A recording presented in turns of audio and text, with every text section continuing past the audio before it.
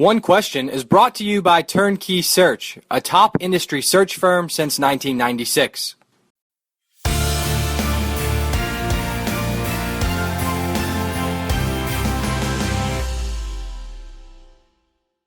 Wright Waters, longtime Sun Belt Commissioner and current Executive Director of the Football Bowl Association, is our guest today on One Question. Wright, I want to start with the question of how has the bowl experience for student athletes, and of course the term student athlete experience, of course, is way up there on our list right now of things to watch and improve upon and to make sure is exemplary at every institution. How has the bowl experience for student athletes improved over the years?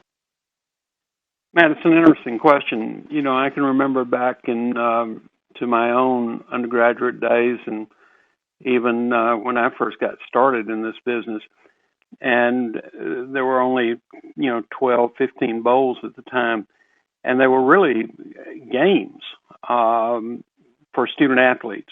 The party and all of the fanfare and the things that went with it were more aimed at VIPs at schools and fans that were traveling with the teams.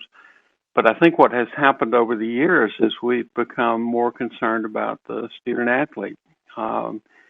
The Football Bowl Association conducts an annual survey of student athletes and their bowl experience, and we learn an awful lot every year. First thing we learn is that well over 90% are either satisfied or very satisfied with their bowl experience, regardless of which bowl they go to.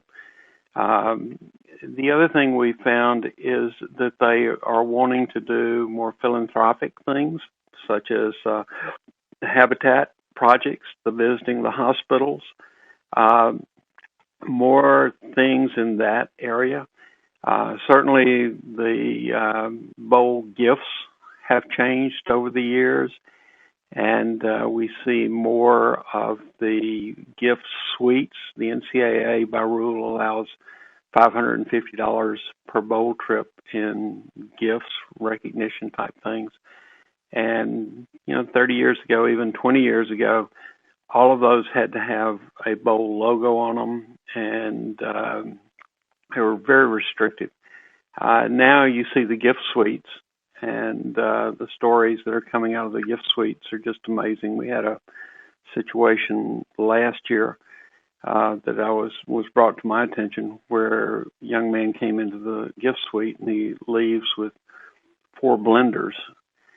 And leaving with 4 blenders doesn't go unnoticed. And someone said, "What are you going to do with 4 blenders?"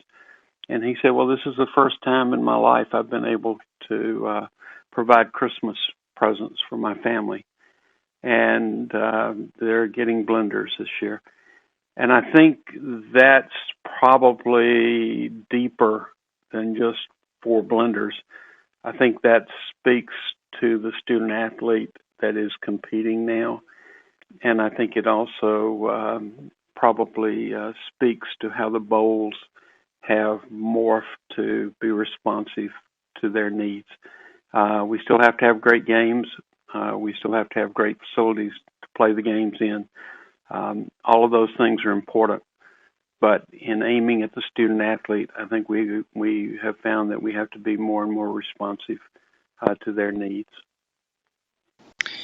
Right. One area where I think you'd have some interesting perspective is we commonly hear how the role of an athletic director has changed over the years. It's more maybe fiscally focused these days, and we certainly know it's more fundraising focused in many situations.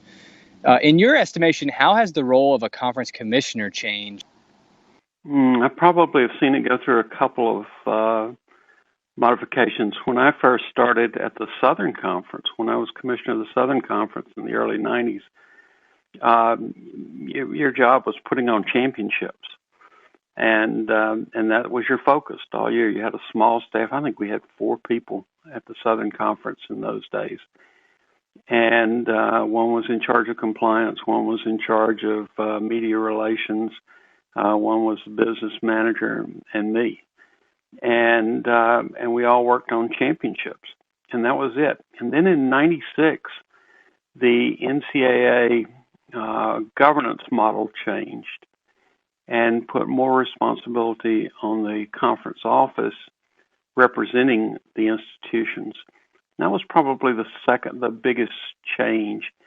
And today, what has happened, I think, is the partnership that you used to have with coaches and athletic directors is now commissioners are much closer to the presidents of their league, as the presidents have become the governing body and more active in the governance of conferences. And so you're really dependent on the wishes of presidents. Presidents have huge issues facing them as it relates to intercollegiate athletics. One is compliance. So if one of them has a problem, they're going to turn to their commissioner, and they're going to say, I need your help. The money is an issue. I remember being told one time that I've got to keep my presidents with as much money as I can, for the simple reason that they've got huge bills all over campus, and they don't need to be committing academic money or academic building money to athletic buildings or athletic operating expenses. So a lot of the deals that have been made, whether they be college football playoff or TV or just championship management, have now focused more on the money and getting as much money into the hands of the schools and actually into the hands of the presidents of the schools, and then letting them route it where they want it to go. Does the current climate around conference realignment and or expansion concern you for our industry? Well, I think there have been some terrible decisions made, Matt. I still think that everybody talks about wanting to put people in the stands. And I think the best way to put people in the stands is regional rivalries.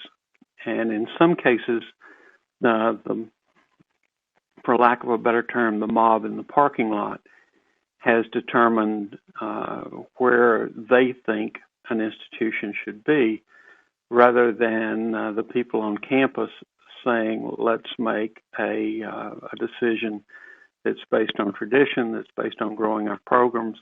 And so consequently, when we have conferences that stretch halfway across the country, those people are not bringing crowds to games.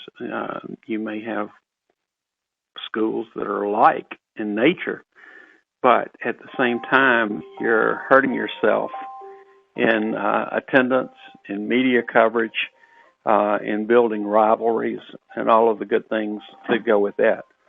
So, I'm not sure that we won't see somewhere in the future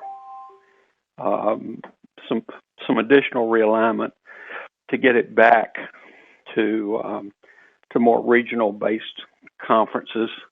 There are some conferences that currently have enough financial ability to put all of their teams, their volleyball team, their softball team, their baseball team, on a plane and fly them all over the country.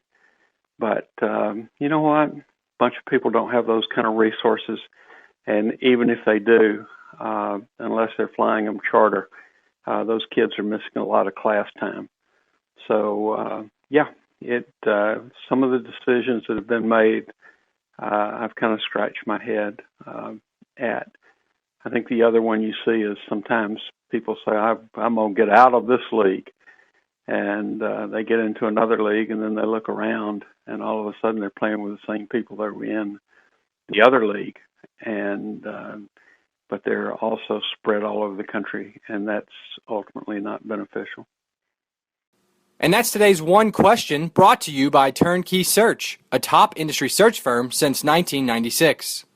One Question is designed to give D1 Ticker subscribers valuable insights on how executive leaders in college athletics think about key issues on their respective campuses, in their departments, or within their leagues and conferences.